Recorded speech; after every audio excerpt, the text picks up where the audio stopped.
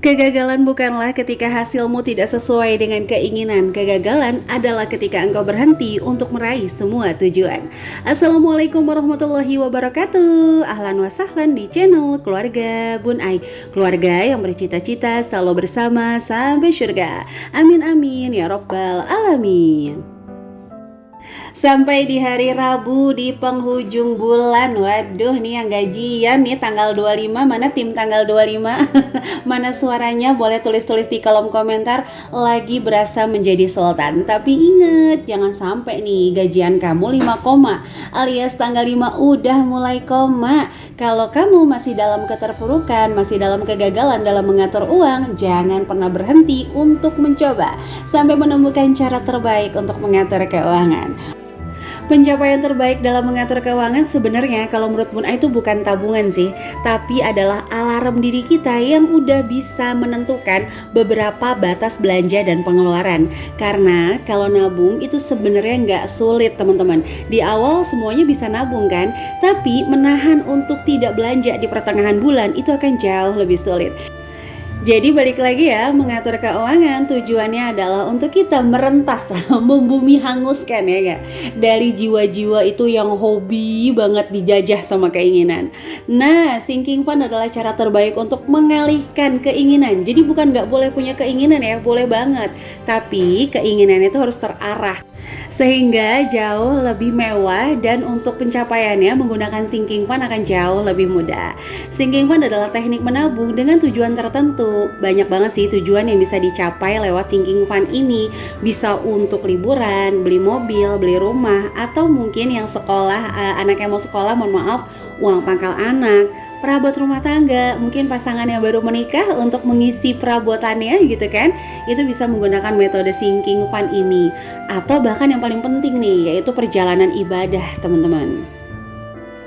Untuk membuat sinking fund juga gak sulit loh. Kita tinggal menentukan nominal berapa yang mau kita capai, cara menabungnya, dan pastinya jangka waktu untuk mencapai tujuan tersebut. Sinking fund juga membantu kamu-kamu yang punya penghasilan tambahan dari kejadian mencuri uang sendiri, alias dagangannya laris, dagangannya banyak lakunya, tapi uangnya gak pernah kekumpul karena diimbangi pendapatannya naik dengan jajannya yang naik juga.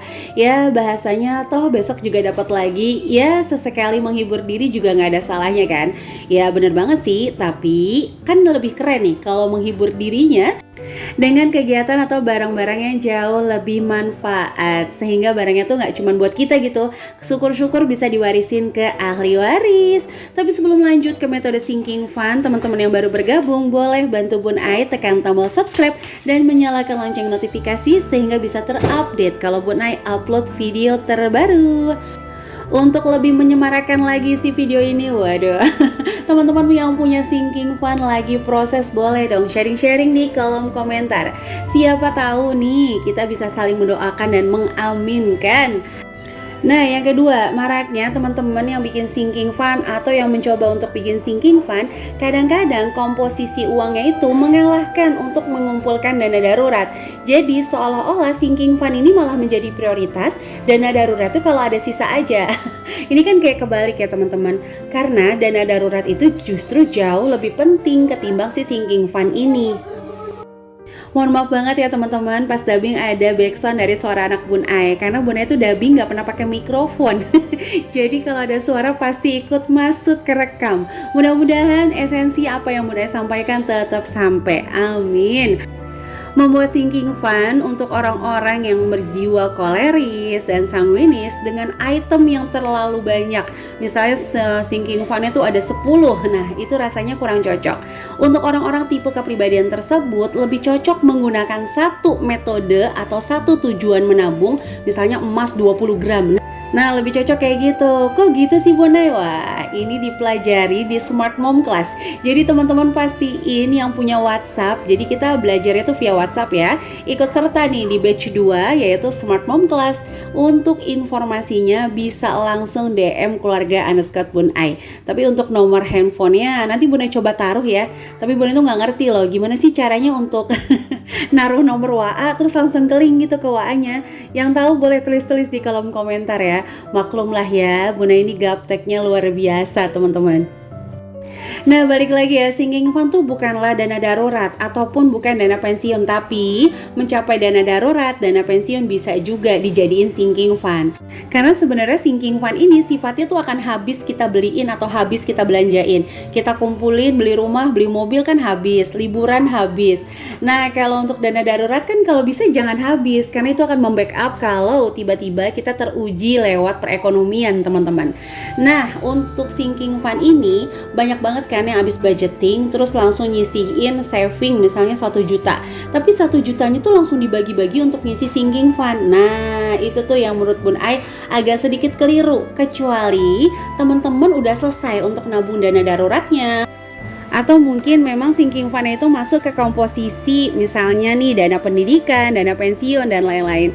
Tapi kalau masuk yang mohon maaf nih ya ke perabotan rumah tangga, ke liburan, atau misalnya hanya beli tas, beli helm, beli gamis, itu rasa-rasanya kurang cocok ya teman-teman. Soalnya sinking fund ini emang kita tujuannya nabung untuk dihabiskan. Nah, yang keempat adalah cara mengisi sinking fund, yaitu sinking fund ini dibagi dua, yaitu jangka panjang dan jangka pendek. Nah, kalau untuk jangka panjang bisa nih kita ambil di awal anggaran. Contoh pajak kendaraan, karena itu kan sifatnya wajib, jadi nggak bisa suka-suka. Nah, nominalnya tuh kayak wajib harus penuh. Misalnya 3 juta ya 3 juta. Kalau 200 ribu ya 200 ribu. Bisa nih kita ambil di awal anggaran. Kalau jangka pendek itu kita ambilnya dari sisa anggaran. Terus gimana Bun Ai kalau anggaran aku ini nggak pernah bersisa? Waduh, nanti tipsnya di akhir video ya. Kita akan belajar untuk memanipulasi pikiran. Nah, contoh untuk jangka panjang tuh apa sih ya tadi ya, kayak pajak kendaraan, uang pangkal anak, atau misalnya daftar ulang dan sebagainya. Nah, untuk jangka pendek tuh kayak perabotan rumah, liburan, beli tas, beli gamis, pokoknya yang sifatnya tuh happy-happy. Jangan lupa juga kalau misalnya udah kumpul dana daruratnya jangan pelit-pelit ya, tetap belanjain gitu ya teman-teman. Jangan udah kekumpul ya tapi nggak mau dibelanjain, nanti akhirnya apa? Stres karena ngerasa nggak dapat reward dari apa yang udah ditabungin. Nah, kalau untuk jangka panjang teman-teman bisa taruh di rekening nih. Kalau untuk yang jangka pendek bisa di dompet khusus atau binder yang lagi viral tuh. Wah, linknya bisa teman-teman cari di description box ya, Bun Ai taruh. Nah, kalau untuk jangka panjang bisa kita ambil dari gaji. Tapi kalau untuk jangka pendek usahain dari penghasilan tambahan atau yang tadi dari sisa-sisa anggaran. Terus kalau ternyata dalam 1 bulan anggaran yang nggak pernah sisa, gimana caranya? Yaitu adalah curi di awal. Contoh nih, teman-teman punya budget sayuran Rp250.000, langsung curi 20.000, 30.000, masukin dulu ke satu dompet. Jangan langsung sinking fund dulu ya, jangan buru-buru. Apalagi pemula, jangan langsung masukin ke sinking fund ya. Nanti ujung-ujungnya uangnya nggak cukup, malah keder bobol-bobol tabungan. Jangan. Teknik ini juga bisa dipakai banget untuk menjadikan dana darurat kedua kamu. Jadi adalah kayak alarm gitu. Kalau dana darurat pertama udah habis, kamu masih punya backup di dana darurat kedua. Tapi setidaknya pikiran kamu sudah termanipulasi bahwa belanja sayurnya udah habis, gasnya udah habis, belanja bulanannya juga udah habis teman-teman.